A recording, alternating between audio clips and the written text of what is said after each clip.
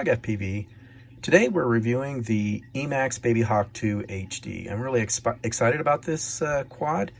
I had the original BabyHawk that came out many years ago, and things have changed significantly. So let's quickly go through the specs. The wheelbase is 155 millimeters motor post to motor post. The motors are the Emax 1404 3700 kV motors. It is using the interesting prop size. It's the, let me get them in view here. These are the Avon 3.5 inch tri-blade props. And so this is kind of a tweener between, you know, a 4 inch and a 3 inch prop. So I'm pretty excited to see how well this thing flies. As far as the flight controller, it's an all-in-one flight controller board. It's an Emax F4 all-in-one whoop board, basically a toothpick flight controller that has 25 amp 4-in-1 ESCs on it. It's what I really like about it. It has the Cadex Nebula Pro camera, which is significantly better than the original Nebula camera that came with the Vista. And the total weight, the spec says 141 grams, but I'll go ahead and get a measurement here. The all-up weight without a battery is around 147 grams. I was using this R-Line Tattoo 850 milliamp hour 95C rated battery, so it's a pretty beefy battery and not relatively light for 850 milliamp hour battery, but you put that on there and you're coming in at 245 grams, about 5 grams underneath the 250 gram mark. Let's say that you wanted to run a little Insta360. So if I put that on there, and you can buy these mounts for it, and I think you're going to have to go with this happens to be a 650 milliamp hour Tattoo battery. It's not an R-Line, so I'll put that on there. And you're coming in at 237 grams. So even with a Insta360 and the mount and a 650 milliamp hour battery, you're still underneath the 250 gram mark. So the bottom plate measures 4 millimeters. The top plate measures 2 millimeters. I did get the plug and play version of it. It does also come with a Crossfire version and then also a FR Sky version. I'm going to be using my DJI RC transmitter, so it is wired up to support that. In the box, you get the drone itself. You get one set of props. There's no spares. There is a QR code that goes to their support site at Emax. I would check that out. The manual's there, as well as the CLI dump if you ever have to go back to factory defaults. And then also there's some STL files if you have a 3D printer where you can print out a session mount or an Insta360 mount. So definitely check out this QR code and go to the download section. And also they have the Vista manual here. They have some stickers, and then they do give you some, of course, some prop screws and then some spare parts, including some standoffs and then some rubber grommets here. So some miscellaneous stuff, which is nice. Here are some tips out of the box. First, I would go ahead and add some additional tape or use a tie wrap. The way it came for me, picture above, where these wires were pretty loose and were kind of hanging up in the air, and I'm sure they'd get snagged by the props. So definitely tie those down with either tie wraps or some additional tape, like I've done here. Also, I would recommend tie wrapping, let's see if I can get that into focus, the pigtail lead just on this standoff. That way, if you crash, you know, you're not going to yank the pigtail off the flight controller, so definitely do that as a strain relief. Also, I would recommend, I got the plug and play, and the way it's wired up, You can use it with your standard DJI RC transmitter. So they do have it wired up for that. But if you want to add, let's say, a FrSky receiver, they have a connector here, which you can do. I would just recommend leaving that soldered on and then just go ahead and tie wrap that down so that isn't flopping around. The reason why I'm saying that is later on you might want to, let's say, add crossfire to it, and at least you have the power and ground leads already soldered for you. Now, of course, you're going to have to add some additional wires, but at least the power and ground is available for you to use for your crossfire receiver. I did end up printing out these TPU motor skids, and so yeah, that does add some weight, not significantly, but I like this design. I'll link the Thingiverse link below.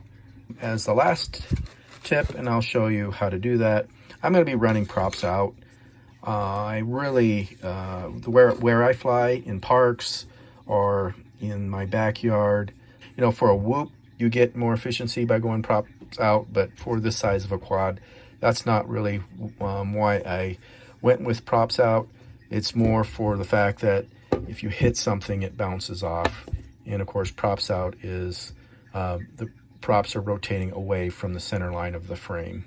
So again, they're going away. So when you're running into something, it's going to bounce off versus getting sucked into it.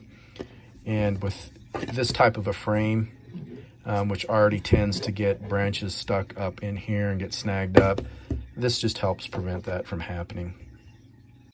Next, let's go through the changes I made in Betaflight Configurator over the factory defaults. First, let's go to the Setup tab. I would highly recommend that if you're going to be flying in angle mode, you go ahead and calibrate the accelerometer. Didn't do anything on the Ports tab.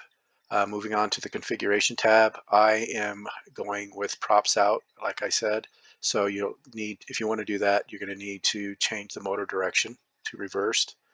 Then in addition to that, I'll show you how to change BL Heli Suite, the motor directions in that. You need to do that in conjunction with changing the motor direction here. The other change I made was nothing down here, but as far as the arming angle, I went ahead and set that to 180 degrees. Most all FPV freestyle pilots will change this to 180 degrees. That way, if you get stuck in a tree and you're upside down, you can arm the quad and blip the throttle and hopefully dislodge your quad from the tree. So that's a pretty typical configuration. So that's the only change I made there. Be sure you do save and reboot. Under power and battery management, since this is running an XT30, not an XT60, you do get a little more of a voltage drop. So I went ahead and the minimum cell voltage, I changed that down to 3.2. It was set at 3.3. I might want to run high volt batteries, so I bumped this maximum cell voltage up to 4.4. As far as the warning cell voltage, I went ahead and changed that from 3.5 to 3.4. And of course, you need to save there as well. As far as the PID tuning, didn't change anything other than putting in my rates. And that's what I have shown here. And let's see, receiver tab. I have my DJI RC controller and goggles set up for AETR1234. That's just the standard mapping I use, which is the FrSky default. So that I did change that, but nothing else. The modes tab, I didn't do anything here. It's a pretty standard configuration with aux1 being your arm, aux2 being the angle, horizon, or air acro mode. So I just left that alone. Looked reasonable. aux3 is your beacon using D-shot commands. So that's on aux3. Flip over after crash is on aux4. So it didn't change anything there. So the only other thing that I would recommend that you do, so that you can run the low latency SBus mode is to go ahead and type in the command set SBus _baud _fast equals, you want that to be on, and then go ahead and hit return and save that. And you also need to go into the DJI goggles after you bind it to the goggles and the transmitter to put it in low latency mode there as well. But those are the basic changes I made and that I would recommend that you do as well. One thing I highly recommend that you do is after you bind your receiver to your radio transmitters, just to make sure that your channel mapping is set up correct and your endpoints are set up right and your aux switches are working the way you think they should be. So definitely do that before you get out into the field. Going into the BLHeli configurator, I'm going to go ahead and connect with the battery plugged in to the quad. And then you're going to go ahead and read setup. And then you'll see that you come up with this screen here, and you notice the motor direction is all normal. So what you're going to do to reverse the motor is set everything to reversed.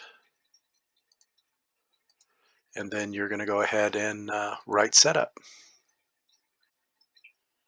And then once it's done doing that, you are good to go.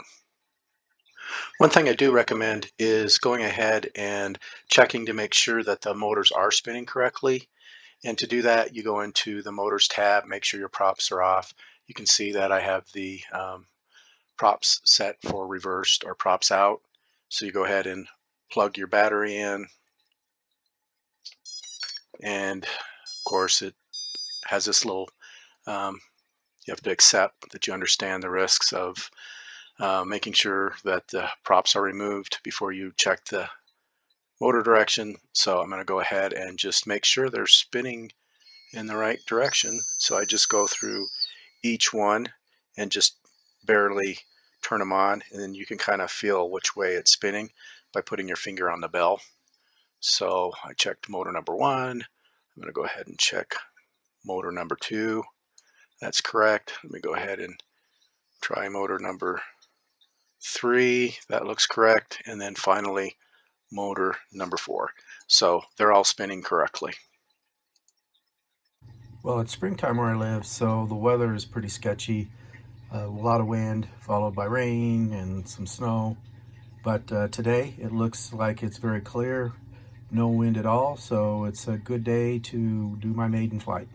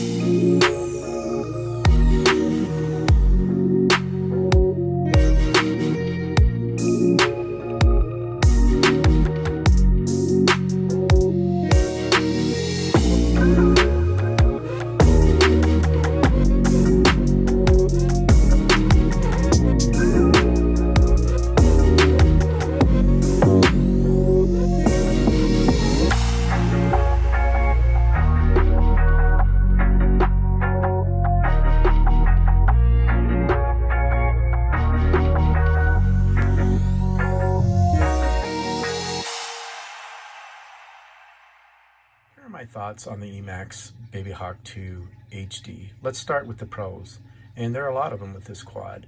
As far as the form factor, at first I was a little dubious on the 3.5-inch prop decision and the squished X frame, but the combination is spot on. The squished X configuration allows for props out of view, and the 3.5-inch props give it more disc area, which makes it more efficient than 3-inch quads. As far as flight characteristics, this is where the BabyHawk 2 HD shines. Right now, this is my favorite sub 4-inch bind and fly quad, and that's saying a lot, as there are a lot of good flying sub 4-inch quads, bind and flies, like the Gep RC Phantom HD. And that's mainly due to the pop and hang time that this quad has, and it isn't too floaty. It's not like a toothpick, and it is, given that it has so much punch, it just is you just feel right at home doing freestyle moves with this quad. When I do maiden flights on a new quad, I put on my rates, and what I'm looking for is that I can pull off confidently my basic moves, acrobatic moves, and feel very comfortable with that. And also, what's my flying experience like? And this quad, I enjoyed it so much on my maiden flight that I actually ran the battery down a little too much. So that's the sign that I'm really having fun. And I couldn't believe how well this quad handled. The tune was outstanding. Another pro is the flight time. Even with more aggressive freestyle, I was getting over 6 minutes of flight with a good 850 milliamp hour battery 4S. Also, as mentioned before, it has no props in view. And then the factory tune is really good out of the box. Also, I like the Nebula 4 Pro camera. It's a significant upgrade from the standard Nebula. And then the quad is very quiet and is perfect for park flying. And so the last pro I want to talk about is the frame is very rugged. So I think it'll hold up quite well. Okay, so let's talk about the cons. And in my mind, these are niggles. I would have preferred if they would have picked a 32-bit ESC, that it'd be easier to put on RPM filtering, so that's a minor niggle. Also, I didn't think the wire management was that great. They could have done a better job by adding some additional tie wraps. Also, it did not come with any skids or landing pads. I think that's important if you're going to be flying where there's a lot of concrete, where you're landing on concrete, because you're going to grind off the motor bolts, and then it's going to be hard to remove them. Another minor niggle is the 3.5-inch props, because it's you can only get these from Emax. They're going to be hard to find. In fact, they're sold out, and I couldn't find any online. So what's the verdict on the BabyHawk 2 HD? I would very highly recommend this quad. This year, I really want to focus more on improving my flight skills, and this is the quad I want to do it with. It's quiet, has HD video feed. It's not going to get noticed like a 5-inch.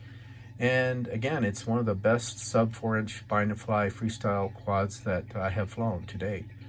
And with that, I greatly appreciate that you have tuned into my channel.